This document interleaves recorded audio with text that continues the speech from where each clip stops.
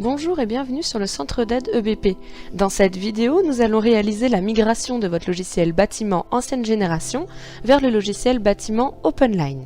La migration se déroule en 5 étapes. Dans cette vidéo, nous verrons la première étape qui consiste à préparer votre dossier à migrer depuis votre logiciel bâtiment ancienne génération. Pour que la migration se déroule correctement, vous devez être au minimum sur la version 15 ou supérieure de votre logiciel bâtiment ancienne génération. Pour le vérifier, cliquez tout en haut sur le point d'interrogation, puis sur « À propos de bâtiment ».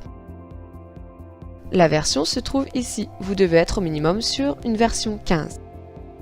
Vous devez préparer votre dossier de sauvegarde en amont. Afin de réaliser votre sauvegarde correctement, vérifiez votre base de données.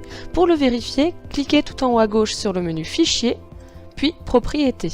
Si les 4 dernières lignes des propriétés sont vides, alors vous êtes sur une base de données « Access ».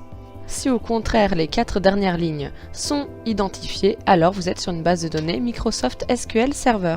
Vous pouvez refermer la propriété. Si vous êtes sur la gamme Bâtiment Pro en multi-utilisateur avec la base de données Microsoft SQL Server, la sauvegarde va être différente. Il y aura un petit paramétrage à apporter. Vous devrez ouvrir un dossier Microsoft, cliquez sur le disque C. Vous pouvez y accéder depuis ce PC également. Créer un dossier de sauvegarde en partage s'il n'existe pas déjà, par exemple Sauvebat pour sauvegarde bâtiment, puis partagez-le à tous vos utilisateurs en lecture et en écriture. Si vous ne parvenez pas à effectuer cette manipulation, nous vous recommandons de vous rapprocher de votre informaticien. Une fois ce paramétrage effectué, vous pourrez refermer les fichiers Microsoft et accéder à l'assistant de sauvegarde en indiquant l'emplacement de votre dossier partagé. Pour les bases de données Access, vous allez pouvoir accéder à l'assistant de sauvegarde et le suivre pas à pas. Cliquez tout en haut sur le menu Outils, puis Sauvegarde. Nous allons suivre l'assistant de sauvegarde. Cliquez une première fois sur Suivant. Laissez tout cocher par défaut, puis cliquez de nouveau sur Suivant.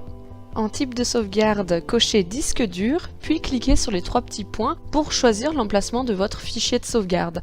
Nous vous recommandons pour cette sauvegarde de l'effectuer sur votre bureau afin de la retrouver plus facilement pour la suite de la migration.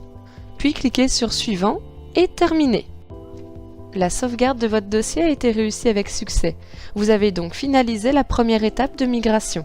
Dans la description de la vidéo, vous pourrez suivre la deuxième étape de migration qui consiste à installer votre version OpenLine.